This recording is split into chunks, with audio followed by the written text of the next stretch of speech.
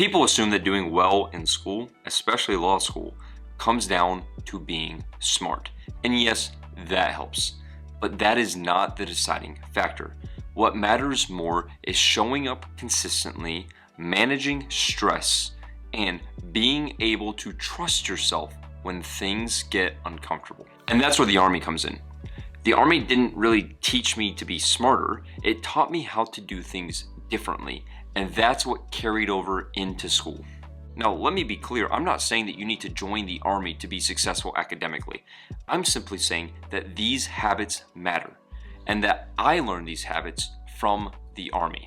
So in this video, I'm going to tell you 5 habits that the Army taught me that has carried over into law school and has helped me out here considerably. But before we dive into those habits, just a little bit of housekeeping. My name is Buri and I'm a 3O as well as an Army NCO. And the whole purpose of this channel is to help people make better decisions about the Army, better decisions about fitness, better decisions about whether or not to go to law school. And I'm here to help them get the information that they want. So with that in mind, please go ahead and hit that subscribe button so this channel can grow, so this information can reach people that it may not have reached. Again, I'm not here to chase numbers. I'm simply putting these videos out there so people can get the information that I wish I had when I was in their shoes. With that in mind, let's dive into those 5 habits. Number 1 is that discipline is about removing decisions. Before the Army, I treated studying like a mood-based activity. If I felt like it, then I did it, and if I didn't, then I said I will handle it later on. But the Army doesn't really leave room for that approach. In the Army, you have a task, you have a mission, and your job is to get it done. They give you a time, a place, and a manner to do it, and you do it regardless of whether or not you're up to it. And that carried directly into school. When I wake up and I know that I have to read, I simply get up, I get ready, and then I get to reading. I read it because I know I have to, I have it scheduled, so I sit down and I do it. I don't think twice at this point. And what's nice is that alone reduces stress and anxiety because I know what to expect and I know what needs to be done. Now, that for me has reduced more stress than any other productivity hack, right? So less decision making equals more execution. The second one is learning to trust yourself. The Army puts you in plenty of situations in which you are uncomfortable, that you do not feel ready to handle, but you know what? You're there and you got to do it. You don't really have a choice.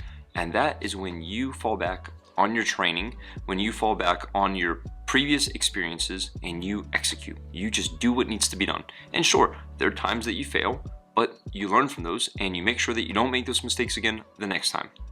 Now, that knowledge, that experience transfers over to law school in so many different ways. On cold calls, exams, oral arguments, you never actually really feel ready, but you learn to handle those with grace fairly quickly. So by being put in those situations in the Army, you are ready to pretty much handle any other uncomfortable situation. Because when I'm in the middle of a cold call, I realize it's really not that bad. Whereas when I'm in the middle of the field and I mess up, well, the situation or the stakes are a lot higher there. So it gives you a lot of perspective, and it also gives you a lot of confidence in yourself to just kind of do what needs to be done and get the job done. And in line with trusting yourself, the third thing that the Army has taught me is to trust your equipment.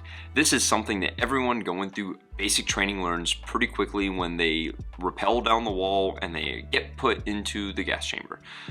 We are taught to trust in our equipment, and that's what those 2 exercises are designed to teach you. And that is where this transfers to law school. And that mindset of trusting your equipment has transferred over to trusting my academic tools. So I make a calendar, I make outlines, I take notes, and I do all these other things. And I learn to trust them. And I learn that that is what I need to do to be successful. I don't wing it anymore. I don't rely just solely off memory with these systems. I don't rely on these last minute pushes. I have systems in place, and those systems take the bulk of the work off my shoulders so I can use my mental energy and focus on whatever else I need to handle. So by learning to trust in my academic tools, it has made my law school career easier. And I learned to do that by learning to trust in my equipment from the Army. The fourth is to practice until it's automatic. One thing I learned in the Army was you do not practice until you get it right. You practice until you cannot get it wrong. And yes, that is the cheesiest, most cliche thing that you could possibly hear, but it is so true. When you are tired and you're sleep deprived and you're hungry, you are not going to perform well. So in a training environment, you keep practicing until you can't get it wrong. And that lesson from the Army was invaluable for law school. Here's how. It changed how I study. I don't read cases once. I reread them, I condense them, I speak the analysis out loud to make sure that it sticks in my mind. I make sure that I get the information down so I can just know it off the top of my head. Now, whether or not I effectively say that when I get cold called is a different story. But what I do know is that I can rely on my system when I need it to by the time the final rolls around. Because exams, sadly, are not just about knowledge. They're about execution under time pressure, and repetition helps with that. The repetition of doing it right consistently over and over and over again. Make sure that when you are down to the wire with 2 minutes left on that exam, you're able to put that information out in the way that you need it to be so that you can get the grade that you deserve. And this is where my past experience as a 27 Delta actually really mattered and came in handy. That job required accuracy, repetition, attention to detail, because you're working with attorneys with real cases and with real stakes on the line, and they expect you to get it done correctly. So by the time I got to law school, it felt less foreign to me because I'd already been operating in a legal environment where those standards existed and were enforced.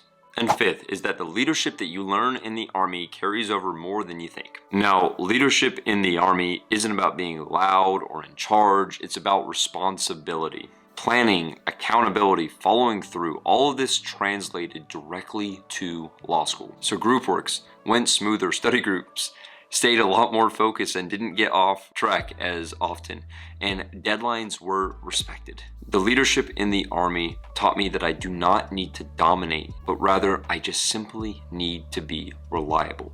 And people take note of that, especially in the legal world. Okay, so those are 5 habits that I learned from the Army that translated directly to being a better student, even in a law school environment. And all of those habits I learned specifically from being a 27 Delta, or a paralegal specialist. That role specifically gave me exposure to legal work, standards, and expectations far before I even stepped foot into the classroom. And if you're curious about what that job looks like or if it's right for you, I break all of that down in my 27 Delta video listed right here. So I want to make it clear, me giving you these 5 habits is not about being intense or extreme. It's ultimately about trying to make stuff that's difficult more manageable. And what you do with these habits is ultimately up to you.